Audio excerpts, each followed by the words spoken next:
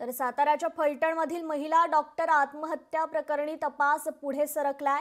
या प्रकरणी प्रशांत बनकर याचे कॉल ड्युरेशन पोलिसांच्या तपासात समोर आले। प्रशांत बनकर यांनी मृत महिला डॉक्टरला सर्वाधिक कॉल केल्याची माहिती समोर आली आहे। प्रशांत बनकरने व्हॉट्सअप चॅटिंग देखील केलं होतं। ते चॅट्स डिलीट झालेले आहेत। मात्र आता फॉरेन्सिक यंत्रणेकडून संबंधित व्हॉट्सअप चॅट पुन्हा प्राप्त करण्यात येणार असल्याची माहिती पोलिसांकडून मिळतेय। मृत महिला डॉक्टरांनी संध्याकाळी 7 वाजल्याच्या सुमारासच हॉटेलचा रूम ताब्यात घेतला असल्याचं सीसीटीव्ही फुटेजमध्ये निदर्शनास आलंय। तर त्या महिला डॉक्टर एकट्याच रूममध्ये गेल्या होत्या आणि रात्री 8 वाजल्याच्या सुमारास डॉक्टर संपदा मुंडेंच्या दुसऱ्या डॉक्टर बहिणीचा कॉल अनेक वेळा रूममध्येच वाजत होता। तर या संदर्भात आपण अधिक जाणून घेऊयात। आपले लोकशाहीचे प्रतिनिधी इम्तियाज मुजावर आपल्याशी जोडले गेलेले आहेत। इम्तियाज, खरं तर आता हे जे साताऱ्याच्या फलटणमधील संपूर्ण महिला डॉक्टर आत्महत्या प्रकरण आहे त्याचा तपास पुढे सरकलेला आहे। अनेक बाबी आज समोर आलेल्या आहेत। काय आहे अधिकची अपडेट? नक्कीच सातारा जिल्ह्यातल्या फलटणमध्ये जी काल महिला डॉक्टरची झालेली जी आत्महत्या, या आत्महत्येमुळे संपूर्ण महाराष्ट्रामध्ये या संदर्भामध्ये खळबळ माजलेली आहे। एकंदरीतच सातारा जिल्ह्यातल्या जे संपदा मुंडे आहेत या डॉक्टरांचा काल मृतदेह त्यांच्या गावी बीड येथे त्या ठिकाणी नेण्यात आला होता आणि काल रात्री उशिरा त्यांच्या या मृतदेहावर अंत्यसंस्कार देखील करण्यात आले। दरम्यान सातारा पोलिसांनी जी 2 पथकं तपासासाठी रवाना करण्यात आली होती, यामध्ये प्रशांत बनकर हा जो ज्या ठिकाणी या महिला डॉक्टर राहत होत्या त्या रूम मालकाचा हा मुलगा आहे आणि याने अनेक वेळा कॉल केलेला असल्याची माहिती समोर येत आहे। विशेष करून त्याचे जास्तीत जास्त कॉल ड्युरेशन त्या मोबाईल मध्ये सीडीआर मध्ये समोर आलेले आहेत। त्याने व्हॉट्सअपचे चॅटिंग सुद्धा बऱ्याच कालावधीमध्ये जास्तीत जास्त केले, मात्र हे व्हॉट्सअपचे चॅटिंग डिलीट झालं असल्याची माहिती समोर येत आहे।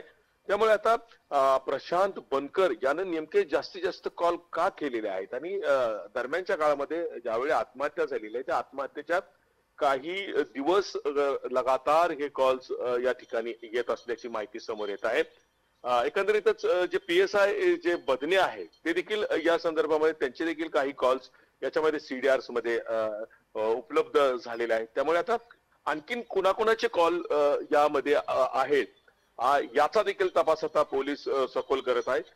पोलीस या तपासाच्या संदर्भात अत्यंत गोपनीयता बाळगत आहे, कारण यामध्ये कुठलाही आरोपी सुटू नये याची खबरदारी पोलिसांनी घेतलेली आहे। आणि या संदर्भामध्येच आता नुकतेच फलटणचंही राजकीय वातावरण मोठ्या प्रमाणात तापलेलं आहे। कारण काय की या फलटणच्या या राजकीय वातावरणामध्ये ज्या डॉक्टर मुंडे आहेत यांनी जे शेवटचं पत्र हे जे पोलिसांना जे खबरी जबाब म्हणून चौकशीच्या अहवालामध्ये जे त्यांनी दिलं होतं 4 पानाचं, त्यामध्ये त्यांनी स्पष्ट लिहिलेलं आहे की मला 2 खासदारांचे आणि दोन्ही पीएनचे मला फोन आले आहेत, माझ्यावर दबाव होता, अशा पातळीवरचा त्यांनी जो त्या ठिकाणी त्याच्यामध्ये खुलासा केलेला आहे।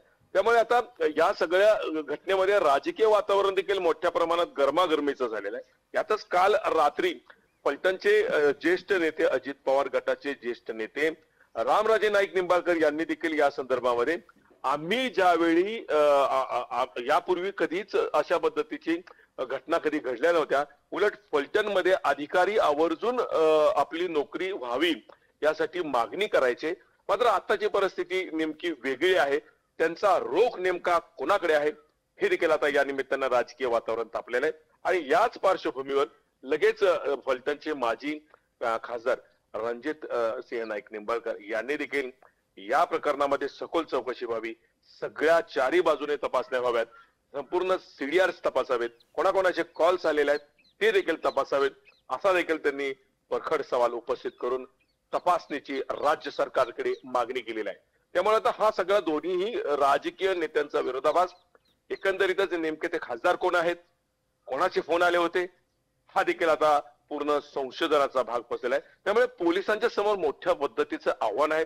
एकंदरीतच सत्ताधारी गटाचे आमदार ही त्या फलटण तालुक्याचे आमदार आहेत आणि त्यामध्ये माजी खासदार देखील रणजितसिंह नाईक निंबाळकर आहेत, राष्ट्रवादी गटाचे रामराजे नाईक निंबाळकर आहेत, परत मोहिते देखील खासदार त्या तालुक्याचे आहेत। त्यामुळे राजकीय वातावरण मोठ्या प्रमाणात त्या ठिकाणी सगळ्यांचं लक्ष याकडे आहे की नेमकं काय परिस्थिती या घटनेमध्ये समोर येत आहे. निश्चित इम्तियाज, धन्यवाद आपण दिलेल्या या सविस्तर माहितीबद्दल. लोकशाही मराठी ऐका, पहा, जागरूक रहा.